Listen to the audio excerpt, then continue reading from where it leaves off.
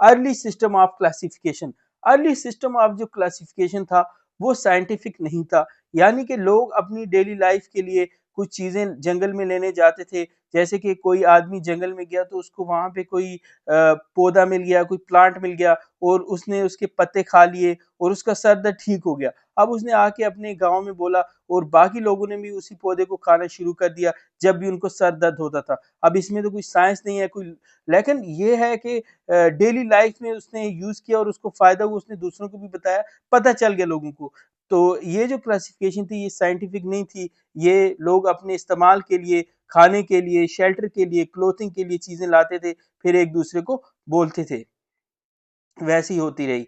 उसके बाद जो फर्स्ट साइंटिफिक क्लासिफिकेशन है वो अरिस्टोटल ने दी। अरिस्टोटल ने on the basis of external features, morphological characters, morphology कहते हैं जो चीज जो स्ट्रक्चर हमें बाहर से दिखता है, यानी कि जो जब हम किसी चीज को देखते हैं तो हमें बाहर से जो नजर आता है, जो उसके कैरेक्टर्स हमें नजर आते हैं, तो उसको मॉर्फोलॉजी कहते हैं। इसने on the basis of external observable characters इसने प्लांट्स को क्लासिफाई किया, ट्रीज में, शर्ब्स में, हर्ब्स में, on the basis of size कि वो कितने लंबे हैं, कितने चौड़े हैं, उनमें ग्रोथ कितनी है, ठीक है ना। उसके बाद एनिमल्स को इसने क्लासिफाई किया on the basis of habitat. Habitat कहते हैं कि कोई ऑर्गेनिज्म कहाँ पे रह रहा है, तो इसने on the basis of habitat animals को क्लासिफाई कर दिया, जो जमीन पे रहते थे टेरेस्ट्रियल एनिमल्स, जो पानी में रहते थे एक्वेटिक एनिमल्स। और उसके बाद इसने एक और क्लासिफिकेशन भी की on the basis of RBC presence के, जिसके अंदर रेड ब्लड सेल्स, जो कि हमें पता है ब्लड के अंदर होते हैं, ऑक्सीजन कैरी करते हैं, जिसके अंदर आरबीसी प्रेजेंट थे जिस एनिमल के अंदर, उसको इसने कहा एन आयमा, और जिसके अंदर नहीं प्रेजेंट थे उसको कहा एन आयमा, ठीक है। तो लेकिन इसकी सबसे बड़ी लिमिटेशन यही थी उस के इसने आर्टिफिशियल सिस्टम ऑफ क्लासिफिकेशन, यानी कि इसने on the basis of external features organism को क्लासिफाई किया। और इसने एवोल्यूशनरी रिलेशनशिप या फाइलोजेनेटिक रिलेशनशिप कहते हैं कि ऑर्गेनिज्म का बैकग्राउंड क्या है, उसके एंसेस्टर्स कौन हैं, उसके बारे में इसने कुछ अपनी क्लासिफिकेशन में जिक्र नहीं किया, ना उस पर फोकस किया। इसने सिर्फ और सिर्फ ऑब्जर्वेबल एक्सटर्नल मॉर्फोलॉजिकल कैरेक्टर्स को देख के ऑर्गेनिज्म को क्लासिफाई किया, ये इसका ड्रॉबैक है। अब आता है जी लीनियस। लीनियस जो है इसने दो किंगडम क्लासिफिकेशन सिस्टम दिया, और लीनियस जो है ये फादर ऑफ टैक्सोनॉमी भी है। इसने टैक्सोनॉमी बनाई, यानी कि ये जो साइंस है जो डील करती है आइडेंटिफिकेशन और नॉमेनक्लेचर ऑफ ऑर्गेनिजम्स को, जो नाम देती है, आइडेंटिफाई करती है, वो किसने बनाई?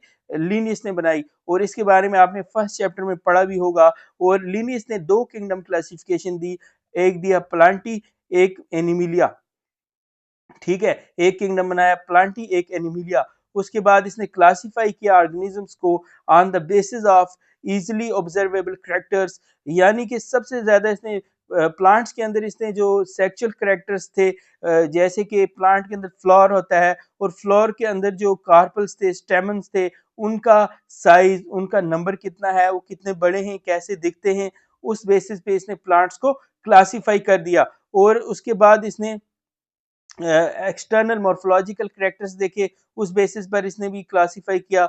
और ये जो क्लासिफिकेशन सिस्टम था लीनियस का, ये बहुत ज़्यादा सिंपल था, यूजफुल था ऑर्गेनिजम्स को आइडेंटिफाई करने के लिए, लेकिन इसमें भी एवोल्यूशनरी रिलेशनशिप्स के बारे में कुछ डिस्कस नहीं किया गया था। अब हम इसकी एक लिमिटेशन पढ़ते हैं।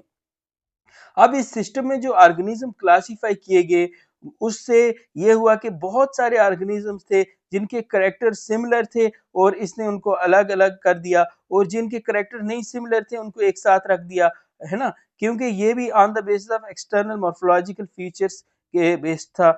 और उसके बाद इसने बहुत सारे प्लांट्स को, जैसे कि अनरिलेटेड प्लांट्स थे जिनके करेक्टर नहीं मिलते थे, लेकिन उनके स्टेमन सिमिलर थे, तो उनको एक साथ रख दिया। वो कौन से करेक्टर नहीं मिलते थे? देखो, अब हमें पता है कि यूकैरियोट्स होते हैं, प्रोकैरियोट्स होते हैं, क्योंकि 5 किंगडम क्लासिफिकेशन विटेकर ने दी है, तब पता चला। लेकिन उस वक्त 5 किंगडम क्लासिफिकेशन नहीं आई थी, तो इसने यूकैरियोट्स और प्रोकैरियोट्स को डिफरेंशिएट नहीं कर पाया ये, और फोटोसिंथेटिक ग्रीन अलगे और नॉन फोटोसिंथेटिक को ये डिफरेंशिएट नहीं कर पाया। यूनिसेलुलर और मल्टीसेलुलर को एक साथ रख दिया, उनको अलग अलग नहीं कर पाया, वो कोई क्राइटेरिया इसने नहीं रखा। ये एनसीईआरटी की लाइन है।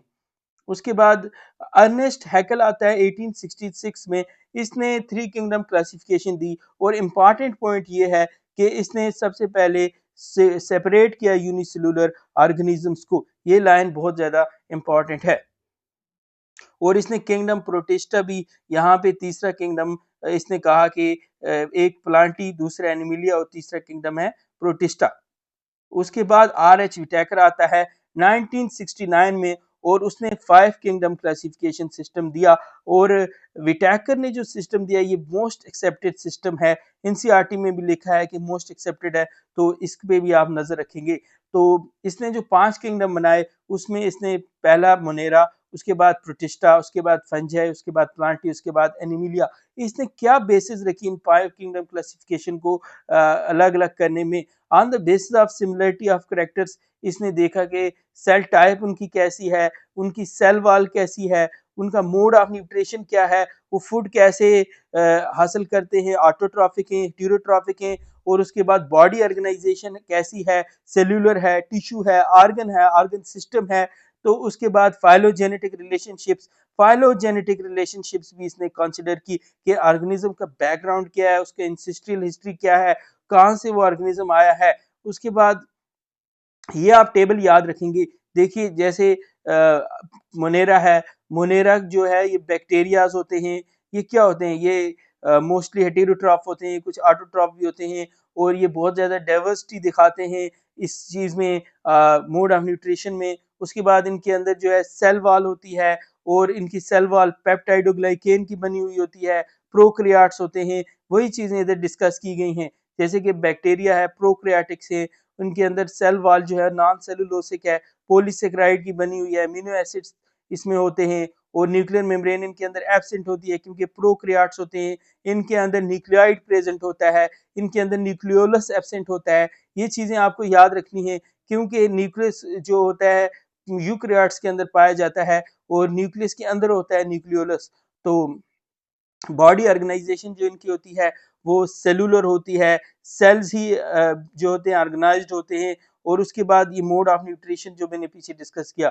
उसके बाद प्रोटिस्टा, प्रोटिस्टा जो है इनको यूनिसेलुलर यूकैरियोट्स कहते हैं, और ये सेल वॉल इनके अंदर प्रेजेंट होती है, कुछ के अंदर नहीं भी होती है, और न्यूक्लियर मेम्ब्रेन इनके अंदर प्रेजेंट होती है क्योंकि ये यूकैरियोट्स हैं। और बॉडी ऑर्गेनाइजेशन सेलुलर, उसके बाद ऑटोट्रॉफिक भी होते हैं, फोटोसिंथेटिक होते हैं, हेटेरोट्रॉफिक भी होते हैं, जैसे कि हम आगे डिस्कस करेंगे।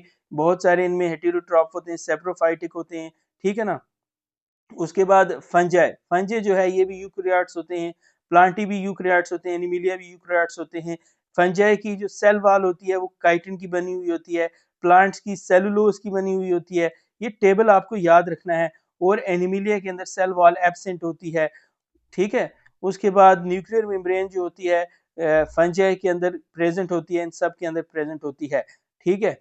सिर्फ इसके अंदर नहीं होती क्योंकि ये क्या है, ये है प्रोकैरियोट, और प्रोकैरियोट के अंदर कोई भी न्यूक्लियर मेम्ब्रेन नहीं होती। देखो प्रोकैरियोट के अंदर न्यूक्लियर मेम्ब्रेन एब्सेंट होती है, प्रोकैरियोट के अंदर न्यूक्लियर मेम्ब्रेन, न्यूक्लियोलस सब एब्सेंट होता है, इसके अंदर न्यूक्लियाइड प्रेजेंट होता है, ठीक है। जेनेटिक मटेरियल सिंगल सर्कुलर होता है या बीच में पड़ा होता है, सर्कुलर डीएनए होता है, बीच में पड़ा होता है, ठीक है। तो उसके बाद ये जो होते हैं फंजाई, ये हेटेरोट्रॉफिक होते हैं, सेप्रोफाइटिक भी होते हैं। उसके बाद प्लांटी, प्लांटी जो होते हैं प्लांट्स ऑटोट्रॉफिक होते हैं, टिश्यू या ऑर्गन लेवल ऑफ ऑर्गेनाइजेशन इनके अंदर होती है। ये चीज़ इनकी बहुत इंपॉर्टेंट है, याद रखनी है आपको। उसके बाद एनिमिलिया के अंदर organ system level of organization, tissue level, organ level, organ system level of organization होती है, ये भी आपको याद रखना है। उसके बाद आगे हम, ये तो पूरा किंगडम है, किंगडम एनिमिलिया आपने पढ़ा होगा। उसके बाद जो इनका मोड ऑफ न्यूट्रिशन होता है वो हेटेरोट्रॉफिक ही होता है, ठीक है। तो थ्री डोमेन सिस्टम जो है ये कार्ल वूज ने दिया था। इसने on the basis of 16s RRNA difference इसने आरआरएनए के डिफरेंस के बेस पर प्रोकैरियोटा को दो में बांट दिया, यानी कि मोनेरा के दो डोमेन बनाए।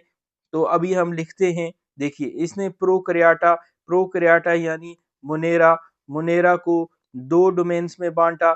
एक क्या बनाया, एक बनाया आर्की बैक्टीरिया और दूसरा बनाया यू बैक्टीरिया, ठीक है। और तीसरा जो डोमेन बनाया इसने, तीसरा जो डोमेन बनाया वो बनाया यूकैरियोटा, ठीक है। इसीलिए इसको थ्री डोमेन सिस्टम भी कहते हैं। तो यूकैरियोटा के अंदर इसने रख दिए प्रोटिस्टा, फंजे, प्लांटी, एनिमिलिया और एनिमिलिया, क्योंकि ये सारे के सारे क्या हैं, ये सारे के सारे यूकैरियोट्स हैं, इनके अंदर ट्रू न्यूक्लियस प्रेजेंट होता है। तो इसने प्रोकैरियोटा यानी कि मोनेरा को दो में बांटा, आर्की बैक्टीरिया और यू बैक्टीरिया, और यूकैरियोट्स जो है उसको तीसरा डोमेन इसने बनाया। तो तीसरे डोमेन में इसने प्रोटिस्टा, फंजी, प्लांटी, एनिमिलिया को रख दिया। तो यहाँ पे देखिए आप, तीन डोमेन इसने बनाए, तीन डोमेन इसने बनाए, ठीक है। तो आगे चलते हैं किंगडम मोनेरा की तरफ। किंगडम मोनेरा जो है इसके अंदर प्रोकैरियोटिक ऑर्गेनिज्म आते हैं। प्रोकैरियोट्स के अंदर ट्रू न्यूक्लियस नहीं होता, ठीक है, ट्रू न्यूक्लियस नहीं होते इनके अंदर, और यूनिसेलुलर होते हैं, माइक्रोस्कोपिक होते हैं बैक्टीरिया, ठीक है। नेक्ड आई से ऐसे दिखते नहीं है, ठीक है।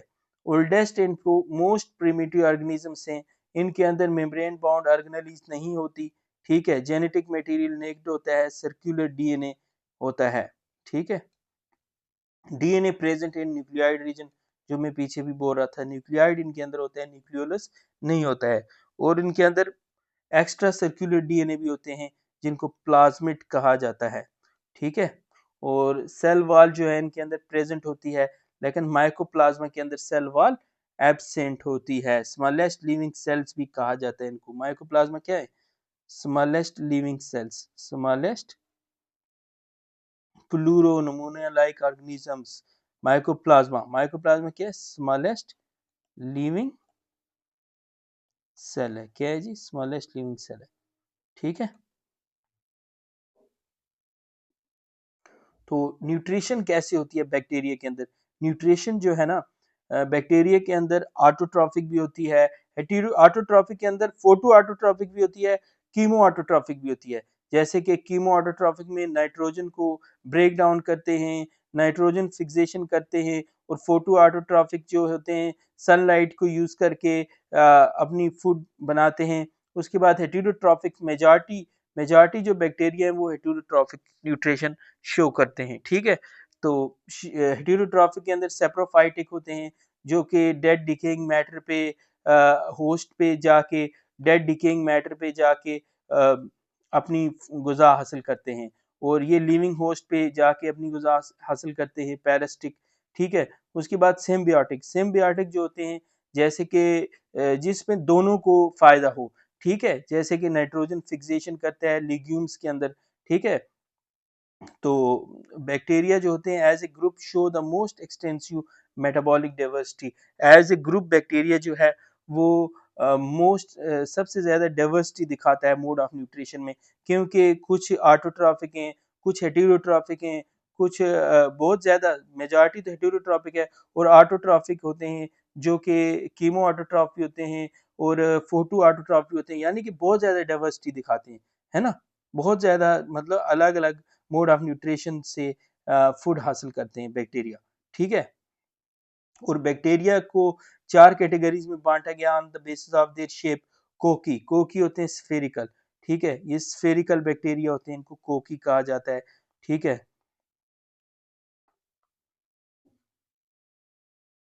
और ये होते हैं बेसिलस को रॉड शेपेड भी कहते हैं, ये रॉड शेपेड होते हैं, ठीक है। स्पाइरला, ये स्पाइरल शेपेड होते हैं, ठीक है। और विब्रियो होता है कॉमा शेपेड, ये कॉमा शेपेड बैक्टीरिया है, ठीक है।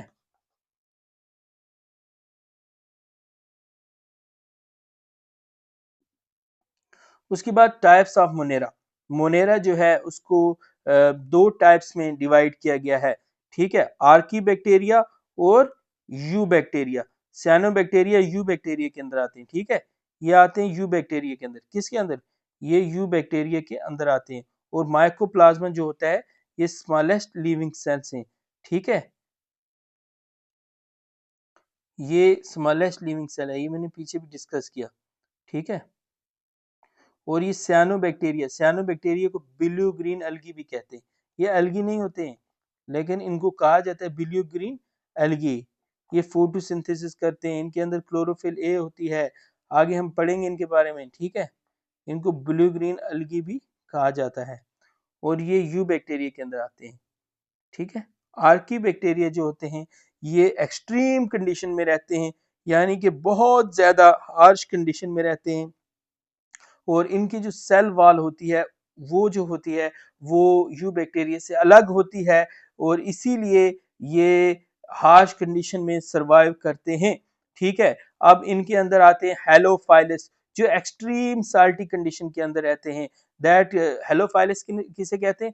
जो एक्सट्रीम साल्टी कंडीशन के अंदर सरवाइव करते हैं, बहुत ज्यादा नमकीली पानी में, बहुत ज्यादा नमकीली जगह में ये सरवाइव करते हैं। उसके बाद थर्मो एसिडोफाइलस, थर्मो एसिडोफाइलस हॉट स्प्रिंग्स में और एसिडिक कंडीशन में जो है सरवाइव करते हैं। उसके बाद आते हैं मिथेनोजिन्स। मिथेनोजिन्स जो होते हैं ये गाय, बुफेलो, उनके जो है रिमिनेट्स के अंदर होते हैं, और ये वहां पे मीथेन गैस बनाते हैं, इसीलिए इनको मिथेनोजिन्स कहा जाता है, ठीक है। वो मार्शी एरियाज में पाए जाते हैं, ठीक है। और ये बेसिकली काऊ और बुफेलो के अंदर भी देखे जाते हैं, रूमिनेंट्स ऑफ गट के अंदर प्रेजेंट होते हैं, उनका जो गट होता है उसके अंदर प्रेजेंट होते हैं, काऊ और बुफेलो के अंदर, गट के अंदर, ठीक है।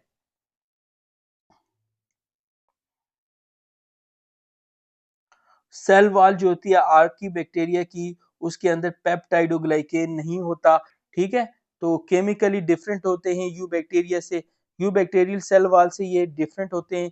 और यही जो फीचर है ये इनको एक्सट्रीम कंडीशन में सरवाइव करने के लिए, यू बैक्टीरिया जो होते हैं ये ट्रू बैक्टीरियाज होते हैं। इनकी जो सेल वॉल होती है वो पेप्टाइडोग्लाइकेन की बनी हुई होती है, और इनके अंदर फ्लैजिला भी होता है लोकोमोशन के लिए, ठीक है। और न्यूट्रिशन जो होती है इनके अंदर वो फोटो ऑटोट्रॉफिक, यानी कि सनलाइट को यूज करके फूड बनाते हैं। जैसे कि सियानोबैक्टीरिया, इनके अंदर क्लोरोफिल ए भी प्रेजेंट होती है, या तो कीमो ऑटोट्रॉफिक होंगे, ठीक है, हेटेरोट्रॉफिक भी हो सकते हैं, और उसके अंदर सेप्रोफाइटिक भी हो सकते हैं, पैरासिटिक, सिम्बियोटिक, ठीक है। साइनोबैक्टीरिया जो है इनको ब्लू ग्रीन अलगी भी कहा जाता है। साइनोबैक्टीरिया के अंदर क्लोरोफिल ए होती है, और ये फोटोसिंथेटिक ऑटोट्रॉफ्स हैं। साइनोबैक्टीरिया यूनिसेलुलर होते हैं, कॉलोनियल भी हो सकते हैं, फिलामेंटस भी हो सकते हैं। यूनिसेलुलर, कॉलोनियल, फिलामेंटस तीनों हो सकते हैं। फ्रेश वाटर में भी रहते हैं, मैरीन वाटर में भी रहते हैं, टेरेस्ट्रियल अलगे भी इनको कहते हैं, क्योंकि ये टेरेस्ट्रियल भी होते हैं, जमीन पे भी रहते हैं, ठीक है। The colonies are generally surrounded by gelatinous sheet, इनकी जो कॉलोनीज होती हैं उनको बाहर से जिलेटिनस शीट होती है, और they often form blooms in polluted water bodies, blooms भी बनाते हैं ये वाटर बॉडीज में। Some of these organisms can fix atmospheric nitrogen in specialized cells called heterocyst. Nitrogen भी फिक्स करते हैं स्पेशलाइज्ड सेल्स में, जिन सेल्स को हेटेरोसिस्ट कहा जाता है। और इसकी एग्जांपल है नोस्टॉक एंड एनामीना। ये एनसीईआरटी की लाइन से ये आपको नजर में रखनी है, और ये आप देख सकते हैं ब्लू ग्रीन अलगी नोस्टॉक, ठीक है, ये इनके अंदर सेल है हेटेरोसिस्ट, ये बाहर से शीट है। और कीमोसिंथेटिक ऑटोट्रॉफिक बैक्टीरिया जो होते हैं वो ऑक्सीडाइज करते हैं बहुत सारे इनऑर्गेनिक सब्सटेंसेस को, जैसे कि नाइट्रेट्स हैं, नाइट्राइट्स हैं, अमोनिया है, उन सब को ये ऑक्सीडाइज करके उनसे एनर्जी हासिल करते हैं और एटीपीज बनाते हैं। उसके बाद ये जो बैक्टीरियाज हैं ये नाइट्रोजन रिसाइकलिंग भी करते हैं, और फास्फोरस, आयरन और सल्फर की भी रिसाइकलिंग में बड़ा रोल प्ले करते हैं, ठीक है। उसके बाद हेटेरोट्रॉफिक बैक्टीरिया, हेटेरोट्रॉफिक बैक्टीरिया जो होते हैं ये डिपेंड करते हैं अदर ऑर्गेनिजम्स पर फूड के लिए, और ये अपना फूड खुद नहीं बना पाते। ठीक है, ये डेड, डिकेइंग या लिविंग ऑर्गेनिक मैटर पे डिपेंड करेंगे। डेड डिकेइंग पे कौन करेंगे? डेड डिकेइंग पे करेंगे सेप्रोफाइटिक बैक्टीरिया, और लिविंग पे करेंगे पैरासिटिक बैक्टीरिया। तो ये डेड डिकेइंग में डीकंपोजर्स भी हो सकते हैं। ठीक है, डीकंपोजर्स भी हो सकते हैं। उसके बाद न्यूट्रिएंट रिसाइकलिंग भी में भी हेल्प कर सकते हैं, न्यूट्रिएंट रिसाइकलिंग भी कराते हैं। उसके बाद पैरासिटिक बैक्टीरिया भी होते हैं जो कि इनसाइड द होस्ट भी रहते हैं और होस्ट के ऊपर भी रहते हैं, और ये होस्ट को बीमारी कर सकते हैं, प्लांट्स को भी कर सकते हैं, एनिमल्स को भी कर सकते हैं। ये एनसीईआरटी की लाइन है कि bacteria cholera, typhoid, tetanus, citrus cankers ये डिजीज करता है। ये इंपॉर्टेंट लाइन है। वहाँ पे कल बैक्टीरियल डिजीज भी आ सकती है कि इनमें से कौन सी वहाँ पे ऑप्शन दिए होंगे बैक्टीरियल डिजीज है। तो इसकी एग्जांपल है मायोबैक्टीरियम विब्रियो। उसके बाद सिम्बियोटिक बैक्टीरिया। सिम्बियोटिक बैक्टीरिया वो बैक्टीरिया होते हैं जो म्यूचुअल एसोसिएशन में रहते हैं दूसरे ऑर्गेनिजम्स के साथ, जिसमें दोनों ऑर्गेनिजम्स को फायदा हो, उसको सिम्बियोटिक, जिसमें दोनों ऑर्गेनिजम्स की एसोसिएशन हो, दोनों ऑर्गेनिजम्स एक दूसरे के साथ डिपेंडेंट होकर रहें, एक दूसरे को फायदा पहुंचाएं, है ना। तो राइजोबियम जो होता है ये root nodules of leguminous plants में पाया जाता है, और ये नाइट्रोजन फिक्सेशन करता है। ठीक है, और कुछ बैक्टीरिया जो होते हैं वो बेनिफिशियल होते हैं, और जैसे कि लैक्टोबैसिलस। लैक्टोबैसिलस जो है ये मिल्क को कन्वर्ट करता है कर्ड में, और लैक्टिक एसिड प्रोड्यूस करता है।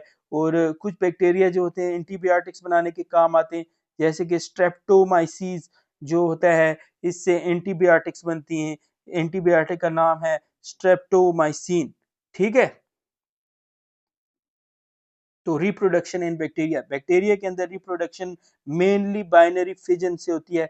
बाइनरी फिजन में क्या होता है, एक बैक्टीरिया होता है वो अपना जेनेटिक मटेरियल भी हर चीज कॉपी करता है, उसके बाद डिवाइड होके दो हिस्सों में बट जाता है, और जिसे हम बाइनरी फिजन कहते हैं। लेकिन कुछ बैक्टीरिया जो होते हैं जब कंडीशंस फेवरेबल नहीं होती तो वो स्पोर्स प्रोड्यूस करते हैं, एंडोस्पोर्स। ये जो स्पोर्स होते हैं इनके ऊपर थिक वाल होती है, रेजिस्टेंट होते हैं ये, और ये इसीलिए बैक्टीरिया को ये वाल सरवाइव करने में हेल्प करती है, जिसमें बहुत ज्यादा हीट हो, बहुत ज्यादा ड्राई हो, या बैक्टीरिया को फूड ना मिले। When conditions are favourable again the spores germinate into active bacterial cells. जब कंडीशन फेवरेबल हो जाती है तो बैक्टीरिया फिर से जर्मिनेट होके एक्टिव सेल्स बना देता है। तो बैक्टीरिया एसेक्सुअली रिप्रोड्यूस करते हैं, लेकिन ये जेनेटिक रिकॉम्बिनेशन वेरिएशंस शो करते हैं, क्योंकि बैक्टीरिया के अंदर तीन तरह से जो है एसेक्सुअली भी रिप्रोडक्शन होती है। तो conjugation, transfer of DNA through direct contact. एक बैक्टीरिया दूसरे बैक्टीरिया के कांटेक्ट में होगा तो डीएनए डायरेक्ट कांटेक्ट के थ्रू बैक्टीरिया एक दूसरे को ट्रांसफर करते हैं, या ट्रांसफॉर्मेशन हो सकती है, Uptake of free DNA from surrounding, या ट्रांसडक्शन भी हो सकती है, ट्रांसफर ऑफ डीएनए बाय बैक्टीरियोफाजेस। ठीक है, जैसे कि बैक्टीरियोफाजेस जो वायरसेस होते हैं, जो बैक्टीरिया को जो वायरसेस बैक्टीरिया को हार्म पहुंचाते हैं, तो वो वायरस डीएनए भी ट्रांसफर करते हैं। बैक्टीरियोफाजेस जो बैक्टीरिया के अंदर जो वायरसेस रहते हैं तो वो बैक्टीरिया के अंदर डीएनए ट्रांसफर करते हैं। ठीक है, तो उसको ट्रांसडक्शन कहते हैं। इन्हीं तीन चीजों की वजह से, कंजुगेशन, ट्रांसफॉर्मेशन और ट्रांसडक्शन की वजह से बैक्टीरिया जो होता है वो जेनेटिक वेरिएशन दिखाता है। इसके अंदर एसेक्सुअल रिप्रोडक्शन होती है, लेकिन वेरिएशन इसलिए होती है क्योंकि ये तीन चीजें ये दिखाता है। तो यहाँ पे आपको स्टेटमेंट आ सकती है, तो इसलिए आपको याद रखना है conjugation, transformation and transduction do not increase number. ये नंबर नहीं इंक्रीज करते, ये नंबर नहीं इंक्रीज करते, ये सिर्फ और सिर्फ जेनेटिक वेरिएशंस इंक्रीज करते हैं, ये बैक्टीरिया के अंदर वेरिएशंस लाते हैं। ठीक है, अब हम बात करेंगे किंगडम प्रोटिस्टा के बारे में। किंगडम प्रोटिस्टा के अंदर वो सारे के सारे ऑर्गेनिजम्स आएंगे जो कि सिंगल सेल्ड होंगे, जो कि यूनिसेलुलर होंगे, और जिनके अंदर ट्रू न्यूक्लियस प्रेजेंट होगा। ठीक है, यानी कि यूकैरियोट्स होंगे, ट्रू न्यूक्लियस होगा, न्यूक्लियस को बाहर से वॉल होगी, और अंदर न्यूक्लियस के अंदर न्यूक्लियोलस प्रेजेंट होगा। ठीक है, ये एक्वेटिक होते हैं। अब इनकी अगर हम बात करें, इनके अंदर खास बात होती है, ये किंगडम जो है ये लिंक बनाता है एनिमल्स के साथ, प्लांट्स के साथ और फंजाई के साथ। इसीलिए इस किंगडम को हेटेरोजीनियस और आर्टिफिशियल ग्रुप भी कहा जाता है, क्योंकि एक साइंटिस्ट के नजदीक एक प्रोटिस्टा, एक ऑर्गेनिज्म प्रोटिस्टा है और दूसरा उसको क्लासिफाई कर सकता है एज ए प्लांट। सर आप ये क्या बोल रहे हो, एक प्रोटिस्टा प्लांट जैसे करेक्टर भी दिखाता है, प्रोटिस्टा जैसे करेक्टर भी दिखाता है। सर आप एग्जांपल दो, जैसे कि क्लैमिडोमोनास या फिर यूग्लिना, ये जो है ये फोटोसिंथेसिस करता है, इसके अंदर क्लोरोफिल होती है और क्लोरोफिल तो प्लांट्स के अंदर भी प्रेजेंट होती है।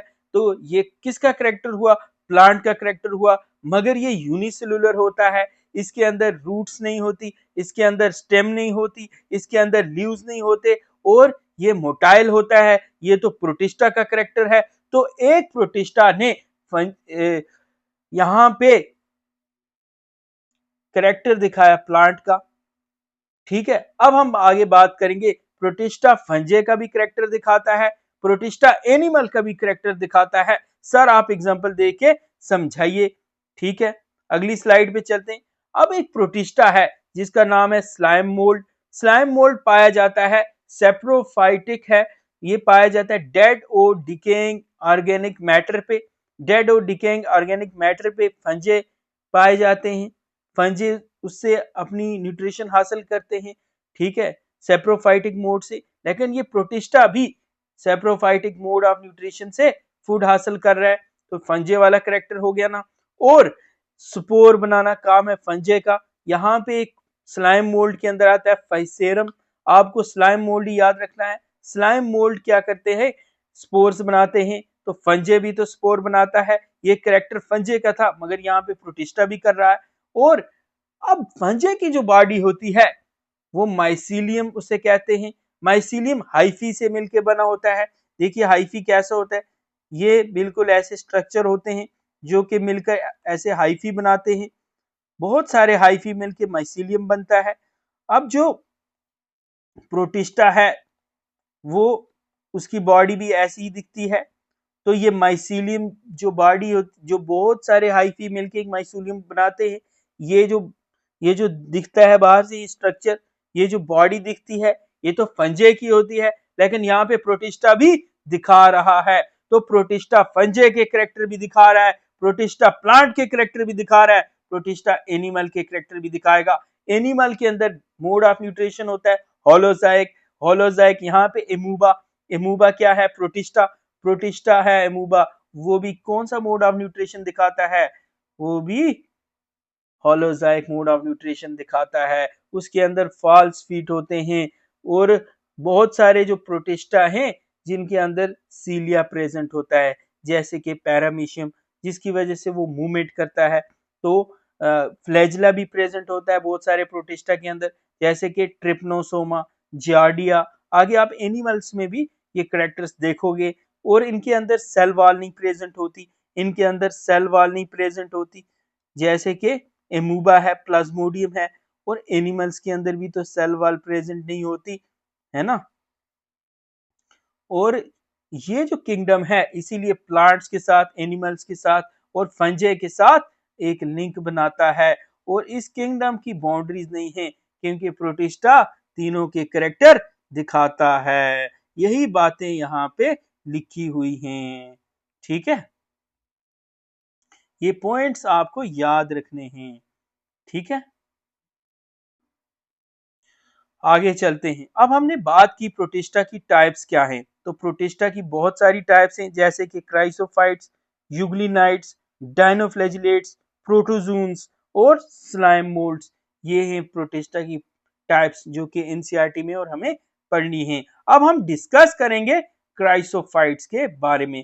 क्राइसोफाइट्स को गोल्डन अलगे भी कहा जाता है, क्योंकि इनके अंदर पिगमेंट फ्यूकोजेंथिन प्रेजेंट होती है। ये मोस्टली एक्वेटिक होते हैं, फ्रेश वाटर के अंदर भी पाए जाते हैं और मैरीन वाटर के अंदर भी पाए जाते हैं। साल्टी वाटर जैसे कि साल्टी वाटर के अंदर भी पाए जाते हैं। ठीक है, फोटोसिंथेटिक होते हैं मोस्टली क्या होते हैं, फोटोसिंथेटिक होते हैं। इनके अंदर एक खास चीज है, इनकी जो सेल वॉल होती है वो बनी हुई होती है सिलिका की, और इसीलिए वो बहुत ज्यादा हार्ड होती है, और वो एक कवरिंग बनाती है जिस कवरिंग को कहते हैं फ्रस्टल। फ्रस्टल फ्रस्टल के दो हॉल्स होते हैं जो कि ऐसे फिट होते हैं जैसे कि सोप बॉक्स जिसमें हम साबुन रखते हैं, वो बॉक्स जैसे बंद होता है, ऐसे इसके दो ओवरलैपिंग हेल्व्स ऐसे बंद होते हैं। तो ये आपको पॉइंट याद रखना है। और इनके अंदर क्लोरोफिल ए भी प्रेजेंट होती है, क्लोरोफिल सी भी प्रेजेंट होती है, साथ में फ्यूकोजेंथिन भी होती है। फ्यूकोजेंथिन की वजह से इनको गोल्डन जैसा कलर आता है, इसीलिए इनको गोल्डन एल्जे भी कहा जाता है। और दे float passively in water currents जैसे कि प्लैंक्टॉन्स। ये भी इंपॉर्टेंट पॉइंट है। इनकी इंपॉर्टेंस क्या है, ये प्राइमरी प्रोड्यूसर्स होते हैं एक्वेटिक सिस्टम में, और बहुत ज्यादा कंट्रीब्यूशन होता है इनका ऑक्सीजन ऑक्सीजन में।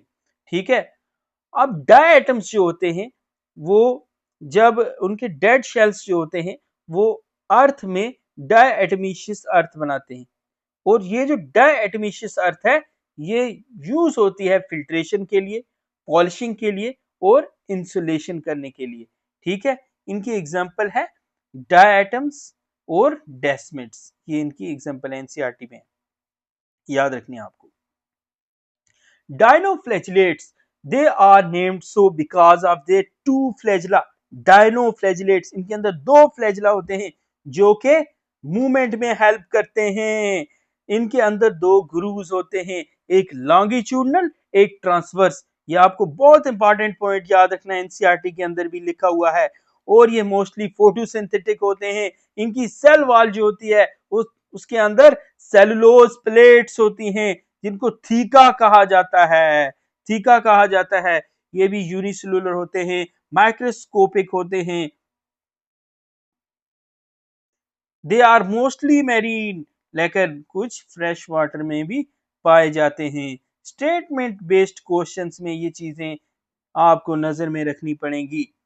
लोकोमोशन इनके अंदर दो फ्लैजला होते हैं, उनके जरिए होती है। एक लॉन्गिट्यूडनली लाई करता है और एक ट्रांसवर्सली लाई करता है। ठीक है, इनके अंदर क्लोरोफिल ए और सी दोनों प्रेजेंट होती है, फ्यूकोजेंथिन भी प्रेजेंट होती है। अब इनकी न्यूट्रिशन की बात की जाए तो फोटोसिंथेटिक, हेटेरोट्रॉपिक या पैरासिटिक, तीनों टाइप इनके अंदर दोनों टाइप पाए जाते हैं, ऑटोट्रॉप भी हेटेरोट्रॉप भी। हेटेरोट्रॉप में ये पैरासिटिक भी हो सकते हैं।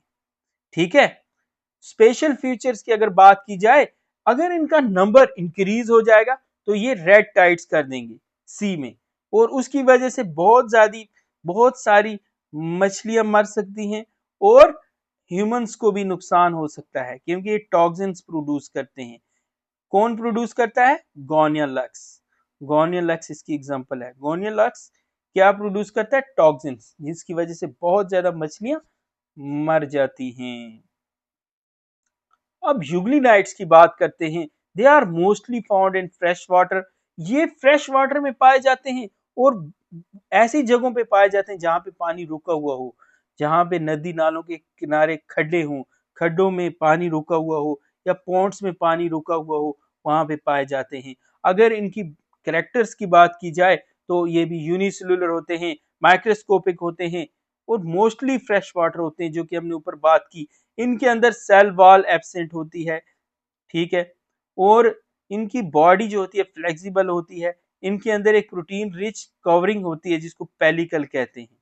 ठीक है, ये स्पिंडल शेप्ड होते हैं। देखिए आप ये इसकी डायग्राम भी आप देख सकते हैं, स्पिंडल शेप्ड होते हैं या एलोंगेटेड होते हैं। ठीक है, इनके अंदर क्लोरोफिल ए भी प्रेजेंट है, क्लोरोफिल बी भी प्रेजेंट है। यही तो करेक्टर है जो कि हायर प्लांट्स में भी देखा जाता है। और इनके अंदर दो फ्लेजला होते हैं, एक शॉर्ट एक लॉन्ग, एक शॉर्ट एक लॉन्ग। इंपॉर्टेंट पॉइंट याद रखना आपको। अगर न्यूट्रिशन की बात की जाए, ऑटोट्रॉफिक होते हैं इन प्रेजेंस ऑफ सनलाइट, इस पे क्वेश्चन आया था। They are autotrophic in presence of sunlight. जब सनलाइट नहीं होती है तो ये हेटेरोट्रॉफिक मोड ऑफ न्यूट्रिशन से फूड बनाते हैं। एग्जाम्पल है यूग्लिना। अब दोनों मोड ऑफ न्यूट्रिशन है तो मिक्सोट्रॉफिक मोड ऑफ न्यूट्रिशन, ठीक है, मिक्सोट्रॉफ्स भी इनको कह सकते हैं, ठीक है। स्लाइम मोल्ड्स की बात करते हैं। स्लाइम मोल्ड्स क्या है? They are saprophytic fungus like organisms. हमने बात की थी कि प्रोटिस्टा के करैक्टर फंगस से भी मिलते हैं। तो ये क्या है? ये सेप्रोफाइटिक है। सेप्रोफाइटिक है तो कहां पे पाए जाएंगे? डिकेइंग लीव्स पे, वुड पे, ठीक है। और इनके अंदर एक खास बात है, जब सूटेबल कंडीशन होती हैं, जब कंडीशन अच्छी होती हैं, मॉइस्चर बराबर मिल रहा होता है, फूड मिल रहा होता है, गर्मी बराबर होती है, स्लाइम मोल्ड इकट्ठे होते हैं, फ्यूज करते हैं, एक मल्टीन्यूक्लिएटेड स्ट्रक्चर बनाते हैं, मास बनाते हैं, जिसको क्या कहते हैं? प्लाज्मोडियम। जब कंडीशंस अनफेवरेबल हो जाती हैं, जब ड्राइनेस हो जाती है, तो ये क्या प्रोड्यूस करते हैं? स्पोर्स प्रोड्यूस करते हैं। यहाँ पे आप पढ़ो, देखो, ये स्पोर्स प्रोड्यूस करते हैं और जो स्पोर्स होते हैं वो बहुत ज्यादा रेजिस्टेंट होते हैं, उनकी बहुत अच्छी वॉल होती है जो कि उनको सरवाइव करने में हेल्प करती है एडवर्स कंडीशन में, और आगे जाके वो जर्मिनेट करते हैं, ठीक है। ये देखिए आप यहाँ पे प्लाज्मोडियम बना, प्लाज्मोडियम ने आगे क्या बनाए? स्पोर्स बनाए, और ये स्पोर्स आगे जाके जर्मिनेट किए, और इसी वजह से इनका सर्वाइवल रेट जो है वो इम्प्रूव हो रहा है, इम्प्रूव होता है, ठीक है। अब हम बात करेंगे प्रोटोजोन्स के बारे में। Protozoans are unicellular microscopic eukaryotic organism. Unicellular है, माइक्रोस्कोपिक है, यूकैरियोटिक है, ये बात तो होगी भाई, जनरल बात है। लेकिन इनका जो करेक्टर है वो एनिमल जैसा है। किस चीज में? मोटेलिटी में, चलने में, मूवमेंट में एनिमल जैसा करेक्टर है। फ्लैजिला है इनके अंदर, इनके अंदर सीलिया है ना, मोटिलिटी के लिए। तो और इंजेक्शन जो है होलोजाइक है, जैसे कि एनिमल्स में अंदर होती है, एनिमल्स के अंदर होती है ना होलोजाइक न्यूट्रिशन, है ना, होती है ना, पढ़ा है ना। तो एमूबा जो है इसी के अंदर आता है। एमूबा के अंदर क्या होते हैं? सीडोपोडिया। सीडोपोडिया को कहा जाता है फॉल्स फीट। वो सीडोपोडिया से मूवमेंट भी करता है, और उससे जो पानी अंदर लेता है, उस पानी से क्या आता है? फूड भी अंदर आता है। बना बनाया फूड एनिमल भी ले रहा है, यहाँ पे प्रोटोजोन भी ले रहा है। और ये प्रोटोजोन क्या है? ये प्रोटोजोन प्रोटिस्टा है, इसका नाम है एमूबा, ठीक है। तो जितने भी प्रोटोजोन हैं ये हेटेरोट्रॉफ्स हैं, और ये एज ए प्रीडेटर और पैरासाइट रहते हैं, commonly found in water, moist soil and as parasites। अब प्रोटोजोन्स की भी क्लासिफिकेशन है, जैसे कि एमोबाइड प्रोटोजोन्स, फ्लैजिलेटेड प्रोटोजोन जिनके अंदर फ्लैजिला होता है मूवमेंट के लिए, ठीक है, सीलिएटेड जिनके अंदर सीलिया होता है, और स्पोरोजोन्स, ठीक है। Amoeboid protozoon, they live in fresh water, sea water or moist soil, mostly aquatic or parasitic, nutrition holozoic, वही जो हमने पीछे बात करी। Marine forms have silica shells on their surface, pseudopodia, false feet होते हैं, जो कि मूवमेंट में भी काम देते हैं और फीडिंग में भी काम देते हैं। इनकी एग्जाम्पल है एंट एमूबा हिस्टोलाइटिका, जो कि पैरासाइट है, एमूबिक डिसेंट्री भी करता है। फ्लैजिलेटेड प्रोटोजोन्स, लोकोमोशन इनके अंदर फ्लैजिला के द्वारा की जाती है। फ्री लिविंग भी हो सकते हैं, पैरासिटिक भी हो सकते हैं, मिक्सोट्रॉफिक न्यूट्रिशन है। यूग्लिना जो है ये फोटोसिंथेटिक भी है, हेटेरोट्रॉफ भी है। ट्रिपैनोसोमा, ट्रिपैनोसोमा जो है ये स्लीपिंग सिकनेस भी करता है, डिजीज करता है स्लीपिंग सिकनेस। उसके बाद यूग्लिना के अंदर क्लोरोफिल है लेकिन सेल वॉल नहीं है, ठीक है ना। अब सेल वॉल नहीं है इनके अंदर, ठीक है, क्लोरोफिल है। ये बहुत इंपॉर्टेंट पॉइंट है। आगे चलते हैं। Ciliated protozoon. Ciliated protozoons are unicellular eukaryotic organisms characterized by the presence of numerous cilia on their body surface. इनके अंदर बहुत सारे सीलिया होते हैं, बहुत सारे सीलिया इनकी बॉडी के अंदर होते हैं, और ये सीलिया की द्वारा लोकोमोशन करते हैं, चलते हैं, खाते हैं और रिस्पायरेशन करते हैं। कितना इंपॉर्टेंट पॉइंट है। इनके अंदर गलेट होती है, इनके अंदर कैविटी होती है, गलेट, जिसके जिसके द्वारा ये फूड अंदर लेते हैं पानी के थ्रू। ये जब मूवमेंट करते हैं तो सीलिया की मूवमेंट की वजह से पानी अंदर आता है, पानी के साथ फूड अंदर आता है, और इसकी एग्जांपल है पैरामीशियम। इसकी एग्जांपल है पैरामीशियम। अब स्पोरोजोन्स की बात करते हैं ना। इनके अंदर लोकोमोटरी ऑर्गन्स हैं और ये एंडोपैरासाइट्स हैं। इनके अंदर इन्फेक्टिव स्पोर्स पाए जाते हैं। लाइफ साइकिल इनकी कॉम्प्लेक्स होती है। क्यों कॉम्प्लेक्स होती है? क्योंकि ये मल्टीपल होस्ट के अंदर रहते हैं। आपने पढ़ा होगा प्लाज्मोडियम क्या करता है, मलेरिया।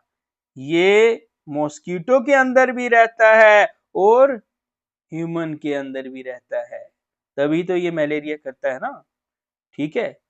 ये आधी लाइफ अपनी ह्यूमन के अंदर कंप्लीट करता है और आधी लाइफ अपनी मॉस्किटो के अंदर कंप्लीट करता है, ठीक है। तो मल्टीपल होस्ट के अंदर ये रहते हैं, कंप्लेक्स लाइफ साइकिल है इनकी, ठीक है ना। मलेरिया करता है प्लाज्मोडियम, वो क्या है, sporozoan. Sporozoan is a protista. अब हम बात करेंगे किंगडम फंजाई के बारे में। फंजाई जो होते हैं इनको कॉस्मोपॉलिटन कहते हैं, क्योंकि ये हर जगह पाए जाते हैं, पानी में, सॉइल में, एनिमल्स में, प्लांट्स में, ठीक है, हर जगह पाए जाते हैं। और they are also eukaryotic, heterotrophic होते हैं, नॉन फोटोसिंथेटिक होते हैं। इनकी सेल वॉल काइटिन की बनी हुई होती है और बॉडी जो है इनकी वो हाइफी की बनी हुई होती है। हाइफी ऐसे ऐसे स्ट्रक्चर आगे हम आपको दिखाएंगे, ठीक है। और बहुत सारे हाइफी का नेटवर्क जो होता है उसको माइसीलियम कहते हैं। रिजर्व फूड ग्लाइकोजन और ऑयल होता है, और मोड ऑफ न्यूट्रिशन जो है सेप्रोफाइटिक होता है, बहुत ज्यादा देखा जाता है। पैरासिटिक भी होता है, सिम्बियोटिक एसोसिएशन भी होती है। सिम्बियोटिक एसोसिएशन में दोनों को फायदा होता है, जैसे कि लाइकेंस रहते हैं अलगे के साथ, और माइकोराइजा। देखिए हाइफी ऑफ फंजे, फंजे का हाइफी देखिए, ये है, ये स्ट्रक्चर, ये जो मिल के ये पूरे स्ट्रक्चर क्या है, ये हाइफी है, ये ठीक है। इसे कहते हैं सेप्टेट हाइफी। सेप्टेट हाइफी वो हाइफी होता है जिसके अंदर ये देखिए आप, बीच में ये सेप्टा हो, बीच में ये वाल हो, बीच में ये वाल हो, और ये है एसेप्टेट हाइफी। इसको कोएनोसाइटो हाइफी भी कहते हैं। ये सारे के सारे न्यूक्लियस ऐसे ही एक स्ट्रक्चर के अंदर पड़े हुए हैं, बीच में सेपरेशन नहीं है।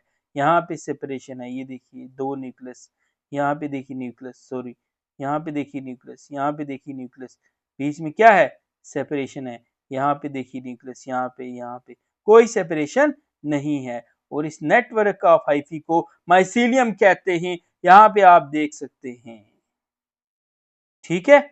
अब आगे बात करते हैं फंजे के अंदर रिप्रोडक्शन कैसे होती है।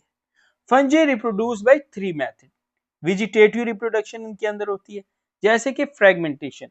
एक फंजे होगा वो अपनी बॉडी को फ्रेगमेंट्स में तोड़ेगा, जैसे कि ये हाइफी था, अलग अलग फ्रेगमेंट में टूटेगा।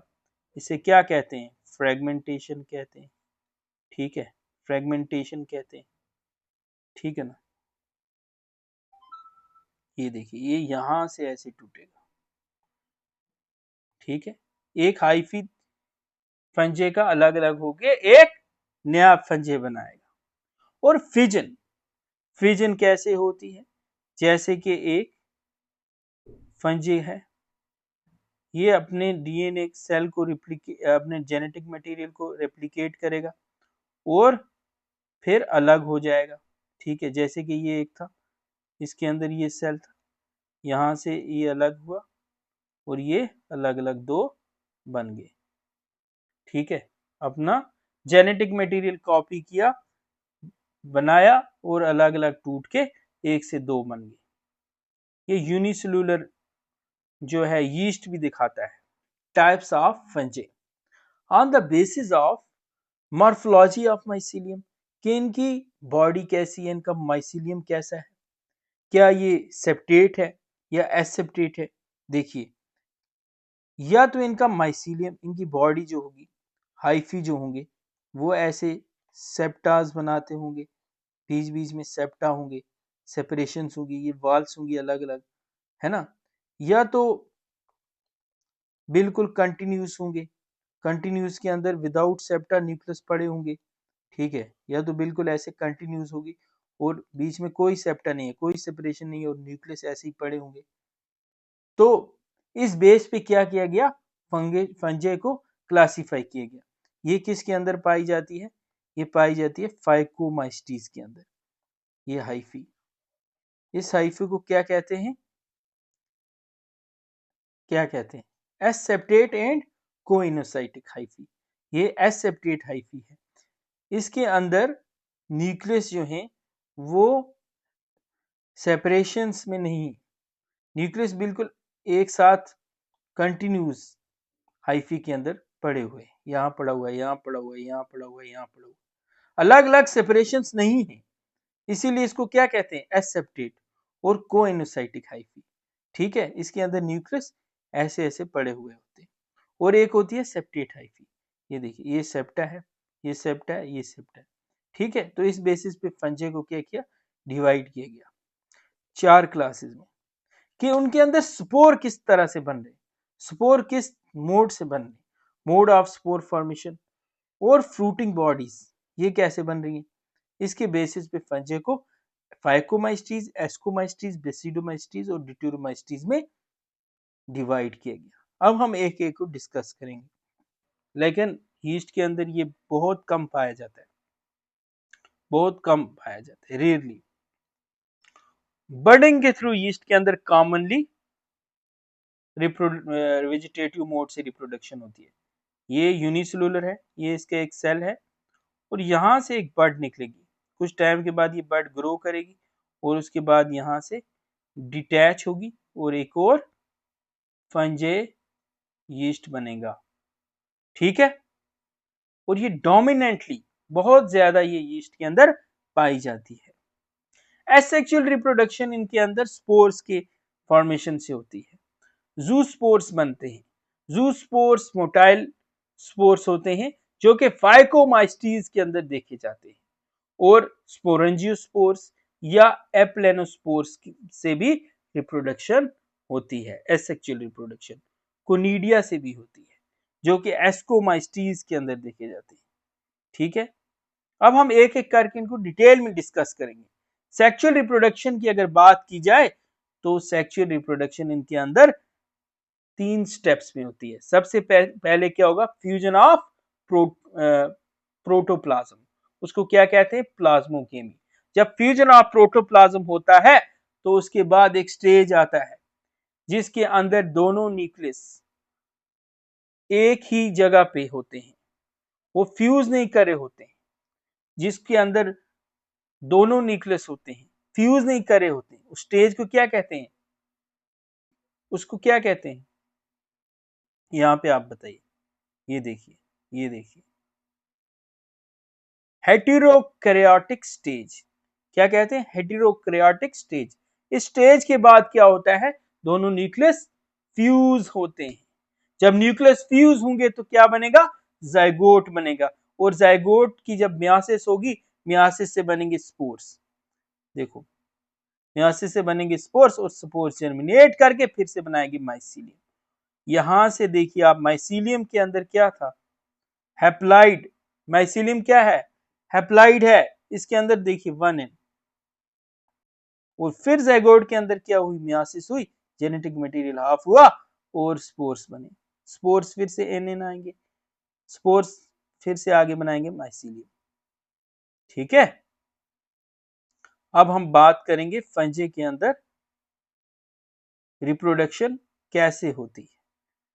सेक्सुअल स्पोर्स की अगर बात की जाए तो फाइकोमाइस्टीज के अंदर पाए जाते हैं, जिनको ज़ाइगोस्पोर्स कहते हैं, ये आपको याद रखना है। एस्कोमाइस्टीज के अंदर, एस्को से नाम आप याद रखोगे, एस्कोस्पोर्स होते हैं। बेसिडोमाइस्टीज से नाम से याद रखोगे, बेसिडियोस्पोर होते हैं। डिट्यूरोमाइस्टीज के अंदर स्पोर्स एब्सेंट होते हैं, सेक्सुअल रिप्रोडक्शन एब्सेंट होती है, सेक्सुअल स्पोर्स एब्सेंट होते हैं। ठीक है, सेक्सुअल रिप्रोडक्शन के अंदर एब्सेंट होती है। अगर किसी फंजे के अंदर सेक्सुअल रिप्रोडक्शन वाले कैरेक्टर डिस्कवर हुए या पाए गए तो उसे डिट्यूरोमाइस्टीज से रिमूव किया जाता है। ये भी आप आगे डिस्कस करेंगे। फाइकोमाइस्टीज जो होते हैं मोस्टली इक्वेटिक होते हैं, लेकिन कुछ ऐसी जगहों पर भी पाए जाते हैं जहां पे नमी हो या छाया हो। ठीक है, उसके बाद हम बात करते हैं कि इनके अंदर जो माइसीलियम होता है ये बिल्कुल एसेप्टेट होता है, उसके अंदर कोई भी सेप्टा या वाल नहीं होती और न्यूक्लियस ऐसे एक साथ पड़े होते हैं। कोई भी सेप्टा या वाल नहीं होती और न्यूक्लियस ऐसे पड़े होते हैं, इसीलिए इसको कोइनोसाइटिक हाइफी भी कहते हैं। ठीक है, इनका जो माइसीलियम होता है वो कोइनोसाइटिक होता है, उसमें न्यूक्लियस ऐसे ऐसे पड़े होते हैं। ठीक है, और इनके अंदर मोड ऑफ न्यूट्रिशन जो होता है वो सेप्रोफाइटिक या पैरास्टिक होता है। और वेजिटेटिव रिप्रोडक्शन जो होती है बाई फ्रेगमेंटेशन इनके अंदर देखी जाती है। और एसेक्सुअल रिप्रोडक्शन जो है वो मोटाइल स्पोर्स जो कि जू स्पोर्स हैं वो करते हैं। और एप्लेनोस्पोर या स्पोरेंजियोस्पोर से भी इनके अंदर एसेक्सुअल रिप्रोडक्शन होती है और ये टेरेस्ट्रियल फॉर्म में पाए जाते हैं। ये उन फॉर्म में पाए जाते हैं जो फाइकोमाइस्टीज जमीन पे उगते हैं। ठीक है, तो इनके अंदर एप्लेनोस्पोर या स्पोरेंजियोस्पोर भी पाए जाते हैं जो कि नॉन मोटाइल हैं, ये पॉइंट आपको याद रखना है। और जूस्पोर जो कि मोटाइल हैं वो भी पाए जाते हैं। और सबसे खास बात यह है कि ये स्पोर जो होते हैं ये स्पोरेंजियम के अंदर प्रोड्यूस किए जाते हैं, स्पोरेंजियम के अंदर प्रोड्यूस किए जाते हैं, तो इसको एंडोजेनियसली प्रोड्यूस कहते हैं। ठीक है, अब हम बात करेंगे सेक्सुअल रिप्रोडक्शन की। सेक्सुअल रिप्रोडक्शन वही है by the fusion of gametes होगा। अब गैमीट एक जैसे भी हो सकते हैं, आइसोगेमस या एनाइसोगेमस या ऊगेमस। ऊगेमस में एक गैमीट छोटा होगा, एक बड़ा होगा। ठीक है, तो अब हम इनकी एग्जांपल की बात करें तो म्यूकर, राइजोपस, राइजोपस को ब्रेड मोल्ड भी कहते हैं, और Albugo, Albugo is the parasitic fungi on mustard, ये हमने पीछे भी अभी डिस्कस किया था। अब हम बात करेंगे एस्कोमाइस्टीज के बारे में। एस्कोमाइस्टीज को कॉमनली सैक फंजे भी कहा जाता है और ये मोस्टली मल्टीसेलुलर होते हैं, लेकिन इनके अंदर यीस्ट भी, जिसे सैक्रोमाइसीज कहते हैं, वो भी पाया जाता है। यीस्ट क्या है, यीस्ट एक एस्कोमाइस्टीज है, लेकिन ये यूनिसेलुलर है, ये इंपॉर्टेंट पॉइंट है, यीस्ट भी इनके अंदर आता है।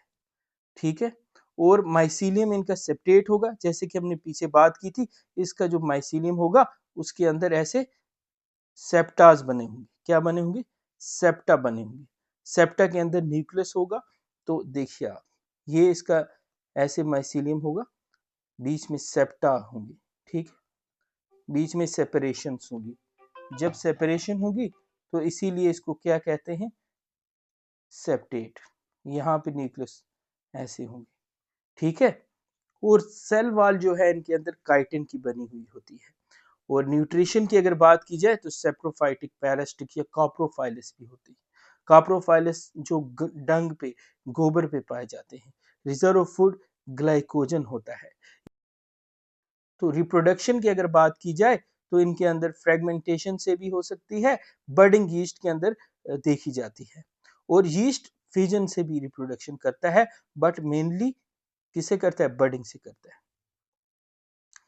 बाई कोनिडिया, कोनिडिया जो होते हैं ये इनके अंदर एसेक्सुअल स्पोर्स होते हैं, नॉन मोटाइल स्पोर कोनिडिया से भी इनके अंदर एसेक्सुअल रिप्रोडक्शन होती है।